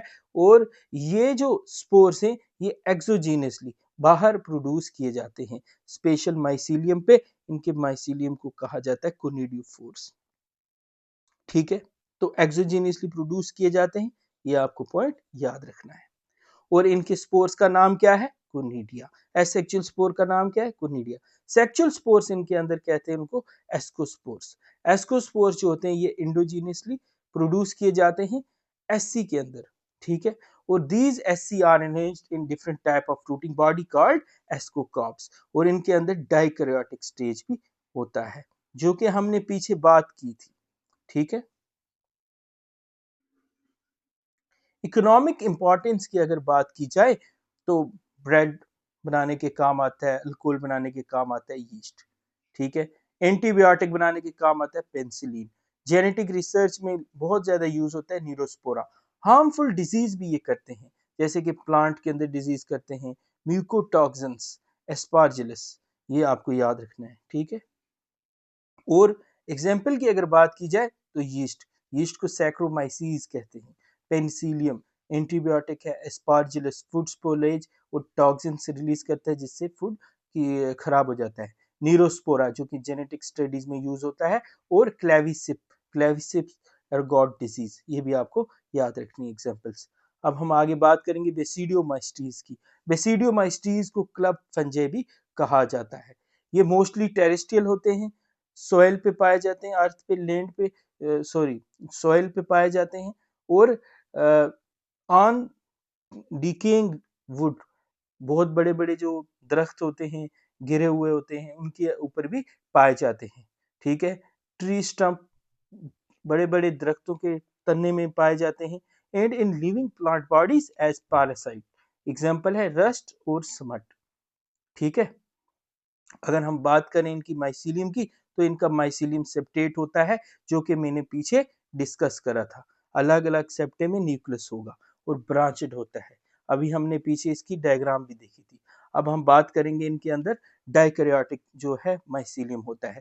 जब मैंने आपको पीछे बताया था कि ये एक ऐसा स्टेज होता है जहां पे न्यूक्लियस जो है वो अलग अलग होते हैं, फिर न्यूक्लियस की फ्यूजन आगे जाके होती है।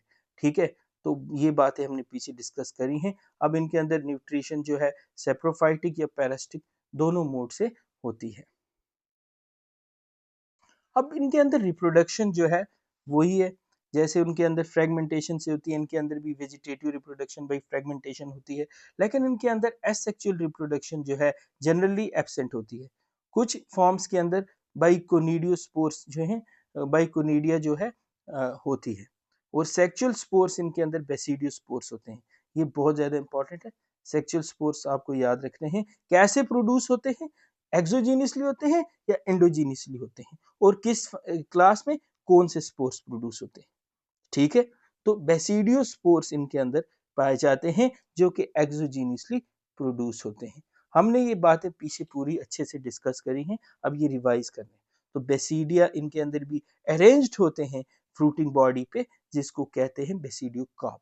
ठीक है, प्लाज्मोगेमी इनके अंदर होती है, उसके बाद कैरियोगेमी, देन मियोसिस। देखिए ये स्टेज हमने पीछे भी डिस्कस किए कि सबसे पहले प्ला जो दो प्रोटोप्लाज्म होंगे वो फ्यूज करेंगे, उसके बाद एक न्यूक्लियस दोनों ऐसे स्टेज में आएंगे, न्यूक्लियस दोनों रहेंगे लेकिन वो फ्यूज नहीं करेंगे।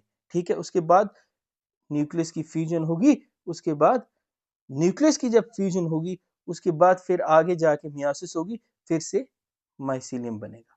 ठीक है,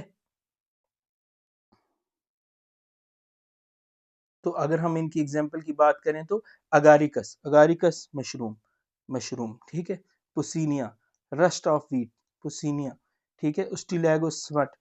ठीक है, इकोनॉमिक्स इंपॉर्टेंस की बात करें तो ये बहुत ज़्यादा यूजफुल है। आपको पता है मशरूम खाया जाता है, ईडेबल है, और प्लांट के अंदर ये डिजीज करते हैं, जैसे कि रस्ट पुसीनिया करता है और स्मट स्टिलैगो करता है। ठीक है,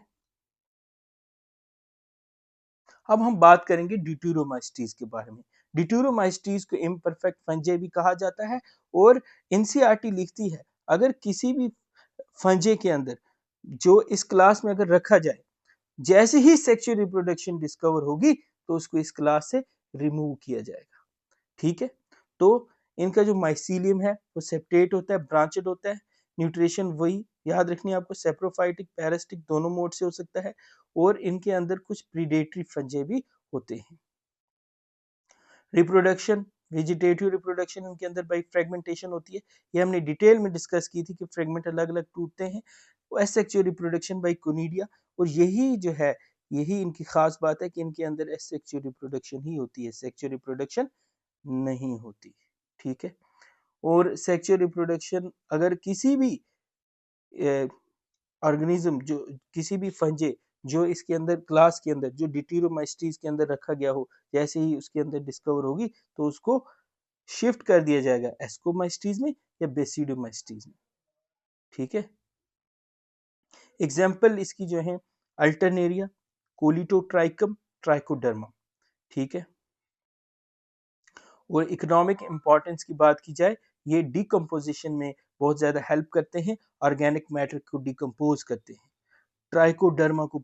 ट्राइकोडर्मा जो है ये बायो कंट्रोल एजेंट है, और ये भी प्लांट्स के अंदर डिजीज कर सकते हैं। ये जो टेबल है इससे आपका रिवीजन बहुत आसान होगा। ठीक है, देखिए फाइकोमाइसीटीज के अंदर माइसीलियम जो होता है एसेप्टेट होता है, कोएनोसाइटिक होता है, और ये एसेक्सुअल स्पोर जूस्पोर्स होते हैं जो कि मोटाइल होते हैं, और एप्लेनोस्पोर या स्पोरेंजियोस्पोर जो होते हैं वो नॉन मोटाइल भी इनमें देखे जाते हैं। और इसकी एग्जांपल है म्यूकर, राइजोपस, एल्ब्यूगो। ठीक है, उसके बाद एस्कोमाइसीटीज जो है ये इनका माइसीलियम जो है सेपरेट होता है। ठीक है, और इनके अंदर एसेक्सुअल रिप्रोडक्शन बाय कोनिडिया होती है, या यीस्ट के अंदर बर्डिंग भी देखी जाती है। ठीक है, तो एस्कोस्पोर्स बनते हैं एस्कोकार्प पे, फ्रूटिंग बॉडी पे। ठीक है, सेक्सुअल रिप्रोडक्शन में बेसिडियोमाइसीटीज जो है इनका जो माइसीलियम होता है वो सेपरेट होता है, और एसेक्सुअल रिप्रोडक्शन इनके अंदर एब्सेंट होती है। ठीक है, और बेसिडियोस्पोर्स जो बनते हैं वो बेसिडियम पे बनते हैं। ठीक है, फ्रूटिंग बॉडी पे, तो इनके अंदर यूजुअली एसेक्सुअल रिप्रोडक्शन एब्सेंट होती है, ये इंपॉर्टेंट पॉइंट है। उसके बाद डिटूरोमाइसीटीज इम्परफेक्ट फंगे, और इनके अंदर माइसीलियम सेपरेट होता है, और कोनिडिया एसेक्सुअल स्पोर्स जो होते हैं कोनिडिया होते हैं। ठीक है, और इनके अंदर सेक्सुअल रिप्रोडक्शन एब्सेंट होती है। ठीक है, तो अभी हम बात करेंगे किंगडम प्लांटी के बारे में। इस चैप्टर में हम इनके थोड़े से जनरल कैरेक्टर डिस्कस करेंगे, अगले चैप्टर में हम इनको डिटेल में पढ़ेंगे। इनमें ब्रायोफाइट्स होते हैं, टेरिडोफाइट्स होते हैं, जिम्नोस्पर्म्स और एंजियोस्पर्म्स सारे के सारे डिस्कस करेंगे। अलगे भी इसके अंदर आते हैं, उनको भी डिस्कस करेंगे। तो अभी हम जनरल कैरेक्टर अगर देखें तो ये यूकैरियोट होते हैं, मल्टीसेलुलर होते हैं, फोटोसिंथेटिक होते हैं, और इनकी सेल वॉल के अंदर सेलुलोज होता है, और रिजर्व फूड जो है वो स्टार्च की फॉर्म में स्टोर होता है। और अब हम बात कर रहे हैं कि प्लांट्स भी partially heterotrophic mode of nutrition दिखाते हैं। ये बहुत ही इंपॉर्टेंट पॉइंट है कि कुछ प्लांट्स जो होते हैं वो पार्शियली हेटेरोट्रॉफिक होते हैं, वो हेटेरोट्रॉफिक मोड ऑफ न्यूट्रिशन से भी फूड हासिल करते हैं, जैसे कि इंसेक्टिवर्स प्लांट या पैरासिटिक प्लांट्स। ठीक है, ये कैसे करते हैं इनका मैकेनिज्म भी हम आगे डिस्कस करेंगे। ब्लैडर वोट और वीनस फ्लाई ट्रैप जो हैं ये इंसेक्टिवर्स प्लांट की एग्जांपल हैं, और कस्कोटा जो है ये एक पैरासाइट है। ये बहुत ही इंपॉर्टेंट है, ये लाइन आपको याद रखनी है। कैसे ये करते हैं ये हम डिस्कस करेंगे।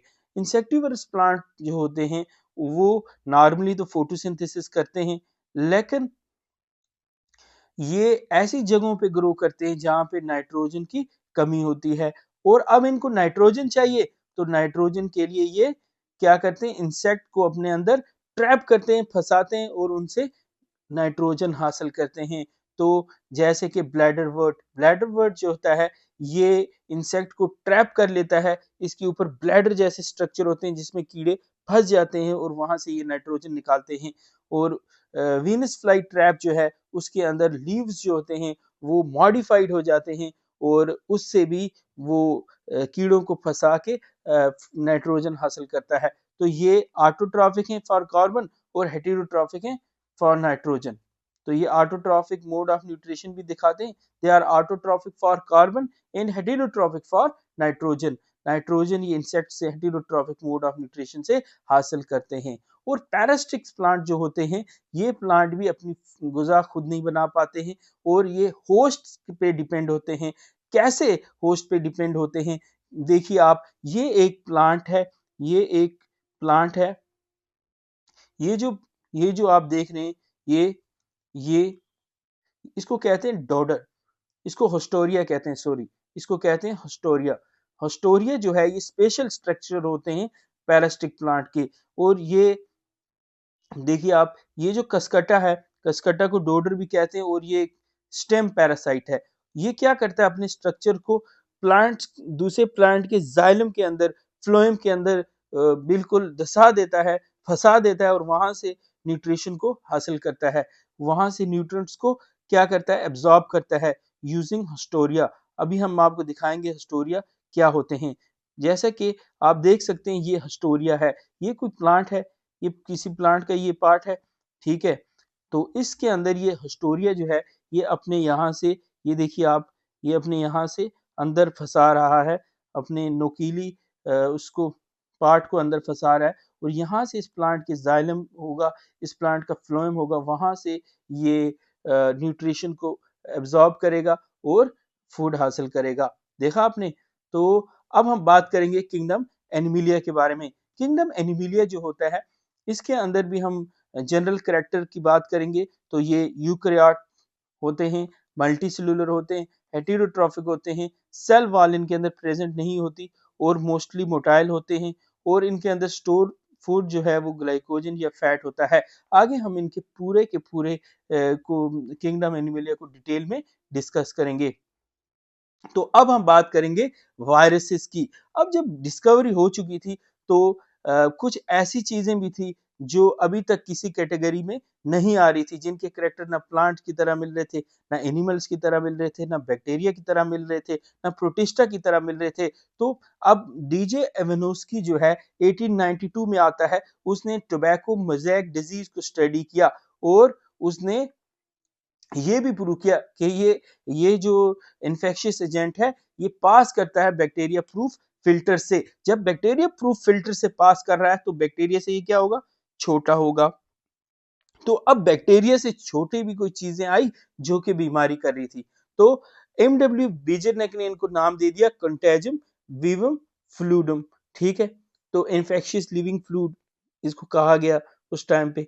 उसके बाद डब्ल्यू एम स्टेनले आया, जिसने वायरसेस को क्रिस्टलाइज किया और इसने कहा कि viruses could be crystallised, viruses को हम क्रिस्टलाइज कर सकते हैं और क्रिस्टल्स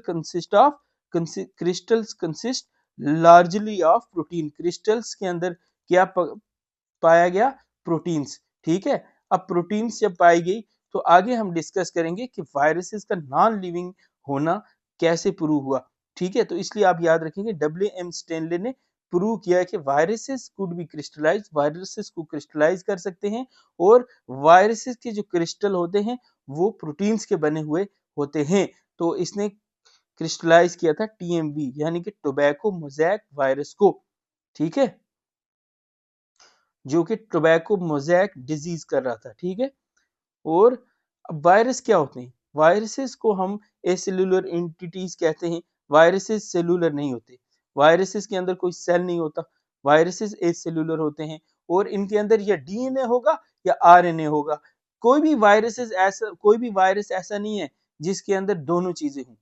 दे ईदर कंटेन डीएनए और आरएनए, या तो डीएनए होगा एक वायरस के अंदर या आरएनए होगा, दोनों चीजें एक साथ नहीं होंगी, ठीक है। सराउंडेड बाय प्रोटीन कोट, इनके बाहर एक प्रोटीन कोट होती है, कैप्सिड, और ये ओब्लिगेट इंट्रासेलुलर पैरासाइट हैं, ये नेसेसरी पैरासाइट हैं। विदाउट होस्ट वायरस लिविंग नहीं होता, वायरस को लिविंग नहीं कहा जाता, ठीक है। तो अब हम उसी बारे में बात करते हैं, लिविंग कैरेक्टर क्या है वायरस के। जब वायरस किसी होस्ट के अंदर जाता है तो वहां पे मल्टीप्लाई करता है, वहां पे डिवाइड करता है, वहां पे रिप्रोड्यूस करता है और म्यूटेशन चेंज शो करता है। तो अब यहाँ से क्या प्रूव हुआ कि वायरसेस के अंदर क्या है, जेनेटिक मटेरियल है जो कि इन्फेक्शियस है, जिससे क्या होता है, इन्फेक्शन हो सकता है होस्ट को, तो क्योंकि ये रिप्रोड्यूस कर रहा है होस्ट के अंदर जाके, तो वायरस क्या है, लिविंग है, ठीक है। अब नॉन लिविंग कैरेक्टर क्या है, वायरस को जब क्रिस्टलाइज किया गया तो आउटसाइड होस्ट जब निकाला गया तो वायरसेस जो होते हैं इनएक्टिव हो जाते हैं और बाहर ये कोई भी मेटाबॉलिज्म नहीं दिखाते। जब होश से बाहर निकाले जाते हैं ये कोई भी मेटाबॉलिज्म नहीं दिखाए जाते हैं और ये क्रिस्टलाइज हो सकते हैं और होश से निकलते ही इनएक्टिव हो जाते हैं। तो ये हो गया नॉन लिविंग कैरेक्टर। तो वायरस लिविंग इनसाइड होस्ट और non living on outside the host. ठीक है, अभी तक ये समझ में आया हमें। अब हम बात करेंगे वायरस का स्ट्रक्चर क्या है। वायरस के अंदर जेनेटिक मटेरियल होता है, डीएनए भी हो सकता है, आरएनए भी हो सकता है और ये जो न्यूक्लिक एसिड डीएनए आरएनए हो सकता है, लेकिन दोनों एक साथ नहीं हो सकते, ये इंपॉर्टेंट पॉइंट है। और इनके बाहर से प्रोटीन कोट होती है जो कि कैप्सिमर से बनी हुई होती है और कुछ वायरसेस के अंदर एनवेलप भी होती है बाहर से, ठीक है, कवरिंग भी होती है। तो type of viral nucleic acid, तो डीएनए वायरसेस कौन से हैं, जैसे कि पॉक्स वायरस, ठीक है, ये आपको याद रखना है। और आरएनए वायरस जैसे कि TMV tobacco mosaic virus, HIV, ठीक है, डबल स्ट्रैंडेड आरएनए वायरस, रियो वायरस जो है वो डबल स्ट्रैंडेड आरएनए वायरस है, ठीक है। उसके बाद जितने भी मोस्ट जो प्लांट को जो वायरस इफेक्ट करते हैं तो वो मोस्टली जो होते हैं वो आरएनए वायरसेस होते हैं जो कि प्लांट को इफेक्ट करते हैं, ठीक। Type of viruses based on host. अब अगर होस्ट की बेस पे हम देखें वायरसेस की क्या क्या टाइप हैं, जैसे कि एनिमल वायरसेस हैं, ये एनिमल के अंदर इफेक्ट करते हैं, जैसे कि ह्यूमन से, ह्यूमन को अगर कुत्ता काटता है तो कुत्ते के जो सलाइवा होता है, कुत्ते के सलाइवे के अंदर क्या होता है, रेबीज वायरस होता है, जिससे क्या होती है, रेबीज डिजीज हो जाती है, आपने सुना होगा, ठीक है। तो एनिमल को रेबीज कौन करता है, वायरस करता है, रेबीज वायरस होता है। और HIV, human immuno deficiency virus, जो कि एड्स करता है, ठीक है। तो auto immune deficiency disease HIV करता है, ठीक है। तो ये क्या है, ये एनिमल वायरस जो कि एनिमल को इफेक्ट करते हैं, जैसे कि हम ह्यूमन बीइंग, हम क्या है, एनिमल हैं, हमें इफेक्ट करते हैं। उसके बाद प्लांट वायरस जैसे कि टीएमवी टोबैको मोज़ेक वायरस, ये कि प्लांट को इफेक्ट करता है, टोबैको को अंदर इसने इफेक्ट किया था। और बैक्टीरियोफाजिस, ये वो वायरस हैं जो बैक्टीरिया को इन्फेक्ट करते हैं। बैक्टीरियोफाजिस क्या है, जो बैक्टीरिया को इन्फेक्ट करते हैं, इन्फेक्शन करते हैं बैक्टीरिया के अंदर। बैक्टीरियोफाज का अगर हम स्ट्रक्चर देखें तो इनके अंदर हेड होता है, हेड के अंदर क्या होता है, न्यूक्लिक एसिड होता है, एक टेल होती है और इनके अंदर टेल देखिए, टेल के फाइबर्स भी हैं, यहाँ से आपको नजर आ रही है, और ये इनकी शीथ होती है। और रेप्लिकेशन जो होती है वायरसेस की वो होस्ट के अंदर ही होती है, ठीक है, होस्ट के बाहर नहीं हो सकती, ठीक है। वायरल डिजीज की अगर हम बात करें, ह्यूमंस के अंदर एचआईवी हो सकती है, रेबीज हो सकती है, कोविड-19 हो सकती है, इन्फ्लुएंजा हो सकती है, ये आपको याद रखनी है, इन्फ्लुएंजा वायरल डिजीज है। ऑप्शन में कई बार आ जाता है, फिर कंफ्यूजन हो जाती है, इसीलिए यहाँ से आप याद रखेंगे। प्लांट्स के अंदर लीफ रोलिंग मोज़ेक डिजीज, ये वायरस कर सकते हैं। और अब हम बात करेंगे विरियोइड्स के बारे में। विरियोइड्स डिस्कवर किए थे टीओ डाइनर ने 1971 में, और ये पोटैटो स्पिंडल डिजीज करते हैं। विरियोइड्स जो है ये वायरसेस से छोटे होते हैं और इनके अंदर प्रोटीन कोट नहीं होती, स्मॉल सर्कुलर आरएनए होता है, और इनके अंदर प्रोटीन कोट नहीं है तो कैप्सिड भी नहीं होती, ठीक है, no capsid no protein coat, small circular RNA. तो वायरस विरियोइड्स क्या है, विरियोइड्स वायरसेस से भी छोटे हैं, इन्फेक्शन करते हैं और पोटैटो स्पिंडल ट्यूबर डिजीज में पाए पाए गए। उसके बाद डिस्कवर किसने किए, टीओ डाइनर ने 1971 में डिस्कवर किए, ठीक है। और पिरियंस क्या होते हैं, पिरियंस को कहा जाता है, ये एबनॉर्मली फोल्डेड प्रोटीन्स होती हैं, ये डिस्कवर किए थे स्टेनले ने। और स्ट्रक्चर अगर हम इनके स्ट्रक्चर की बात करें तो ये प्रोटीनेशियस पार्टिकल होते हैं, न इनके अंदर डीएनए होता है, न इनके अंदर आरएनए होता है। ये पिरियंस क्या हैं, मिस फोल्डेड प्रोटीन है, एबनॉर्मली फोल्डेड प्रोटीन है। एनसीईआरटी को यही लिखती है, ठीक है। पिरियन जो है ये स्कारफी शीप के अंदर डिजीज करता है। बोवाइन स्पोंजिफॉर्म इंसफेलोपैथी, जिसको मैड काउ डिजीज कहते हैं, ये कर सकता है। और C R Jakob disease in humans करते हैं। तो ये 3 डिजीज आपको याद रखनी है। अब हम कंपैरिजन टेबल में थोड़ा सा देख लेते हैं कि वायरस, विरियोइड और प्रियन में क्या डिफरेंस है। देखिए न्यूक्लिक एसिड जो है, डीएनए और आरएनए कोई एक प्रेजेंट होगा, या डीएनए या आरएनए वायरस के अंदर, ठीक है, दोनों एक साथ प्रेजेंट नहीं हो सकते। विरियोइड के अंदर हमेशा आरएनए प्रेजेंट होगा, ठीक है, विरियोइड के अंदर आरएनए प्रेजेंट होगा सिर्फ और सिर्फ, और प्रियन के अंदर एब्सेंट होता है, ठीक है। अब प्रोटीन कोड जो है वो वायरसेस के अंदर प्रेजेंट होती है, विरियोइड के अंदर एब्सेंट होती है, और प्रियंस के अंदर भी प्रेजेंट होती है। अब इन्फेक्ट कर सकता है वायरस ऑल लाइफ फॉर्म्स को, विरियोइड प्लांट्स को इन्फेक्ट करता है, और प्रियंस एनिमल को इफेक्ट करते हैं। वायरस जो है प्लांट, एनिमल, बैक्टीरिया तीनों को इफेक्ट करता है। साइज की अगर बात की जाए तो वायरसेस बड़े बड़े होते हैं, विरियोइड छोटे होते हैं, और प्रियंस वायरसेस से भी छोटे होते हैं। Thank you.